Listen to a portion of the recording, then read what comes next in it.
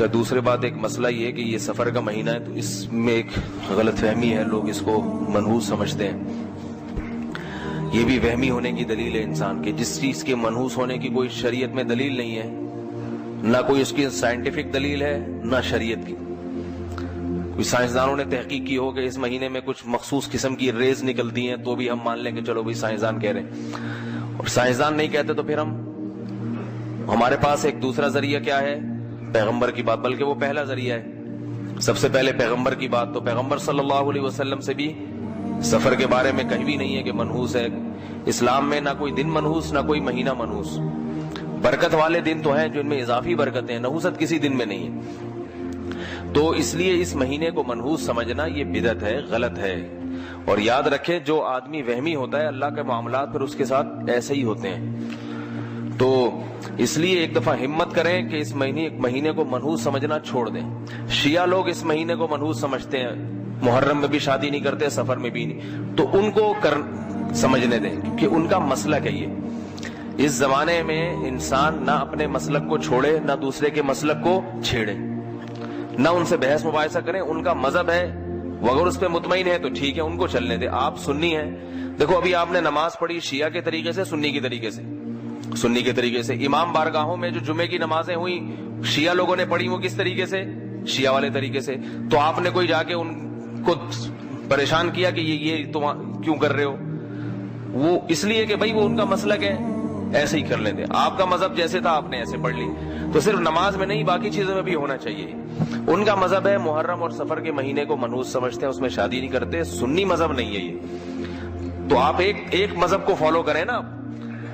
اور یہ بھی یاد رکھیں کہ جس چیز کے منحوس ہونے کی دلیل نہیں ہے تو اس میں پھر ایسا کام کرنا چاہیے تاکہ آپ کے عقیدے کی اصلاح ہو۔ دیکھو بنی اسرائیل کو اللہ نے گائے ذبح کرنے کا حکم دیا ہے، کوئی اور جانور بھی تو کہہ سکتے تھے ذبح کرو۔ اس کی حکمت بعض علماء نے بیان کی ہے کہ جیسے ہندوؤں میں گائے کو ماتا سمجھا جاتا ہے نا، تو یہ بہت پرانا ہے، گائے کی عبادت قدیم زمانے سے ہوتی آ رہی ہے۔ تو بنی اسرائیل میں بھی یہ شرک آہستہ آہستہ آنے لگا تھا، گائے کو مقدس سمجھنا۔ اس لیے اللہ نے حکم دیا کہ صرف اتنا کافی نہیں ہے کہ گائے کو جو ہے معبود سمجھنا چھوڑ دو، اتنا کافی نہیں ہے۔ بنی اسرائیل تو حضرت موسیٰ پر ایمان لائے تھے نا، تو وہ گائے کو تھوڑی خدا سمجھتے تھے، لیکن اللہ نے کہا اتنا نہیں، اس کو اپنے ہاتھ سے گلا کاٹو، گائے کا ذبح کرو، کیونکہ جس کے دل میں ذرا سا بھی وہم ہوگا نا وہ گلا کم از کم نہیں کاٹے گا، کہیں ایسا نہ ہو گائے ماتا بد دعا دے اور میرے سارا ہی بیڑا غرق ہو جائے۔ تو اللہ نے کیا کہا؟ گلا کاٹو اس گائے کا، ذبح کرو، گائے ذبح کرو۔ تبھی بنی اسرائیل نے ہیل و حجت کہ دل میں تھوڑا سا کہیں چور چھپا ہوا تھا کہ گائے نہیں بکری کاٹ لیں گے، دمبا کاٹ لیں گے، یہ گائے کا کیوں کہا جا رہا ہے؟ اس کی مثال ہے جیسے کوئی ہندو اسلام قبول کرے، بقرعید کے دن اس کی پہلی کوشش تو کیا ہوگی؟ گائے کے علاوہ کوئی چیز ذبح کر لوں میں، کیونکہ ایک طویل عرصے سے گائے کی محبت اس کے دل میں پیدا ہو چکی۔ اب آپ پہلے ہی مہینے اس کو کہتے ہیں گائے کاٹو، تو کہے گا ٹھیک ہے گائے کاٹنے سے نقصان تو نہیں ہوگا، لیکن اگر ہو گیا، ہمارے سارے بزرگ صدیوں سے کہتے آئے ہیں گائے ماتا ہے، تو وہ کوشش کیا کرے گا کہ گائے کے علاوہ کچھ بھی کٹوا لو۔ تو اس لیے اللہ نے کیا کہا بنی اسرائیل کو؟ گائے کاٹنی پڑے گی، بکری نہیں، دمبا نہیں، اونٹ نہیں، گائے کاٹو۔ تو بنی اسرائیل اسی چکر میں تھے کہ گائے کے علاوہ کچھ اور ہو جائے، تبھی سوالات کیسی گائے ہونی چاہیے، اللہ نے کٹوائی۔ تو یہ جب تک دماغ سے انسان کے فاسد عقیدہ نہیں نکلتا، جب تک کہ اس کے علاج خود نہیں کرتا۔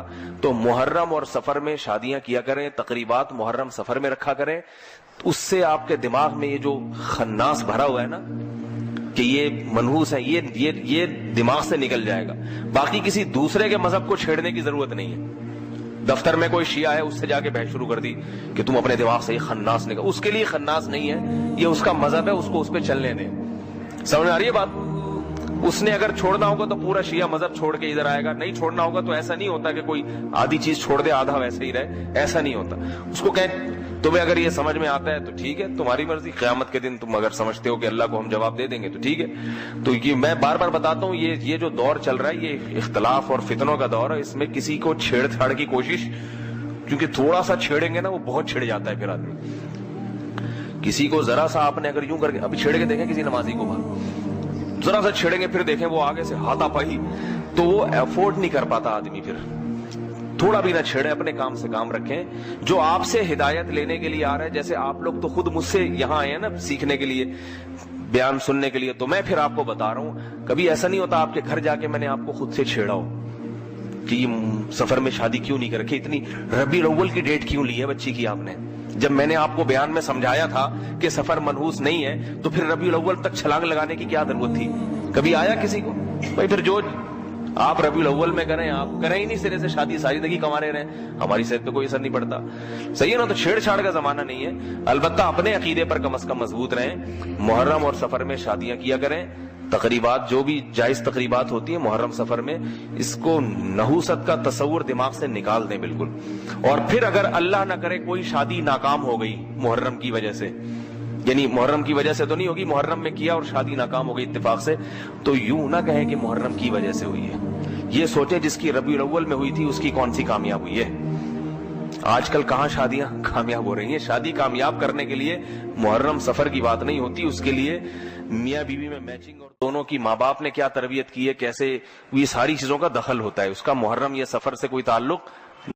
لا الہ الا اللہ محمد رسول اللہ.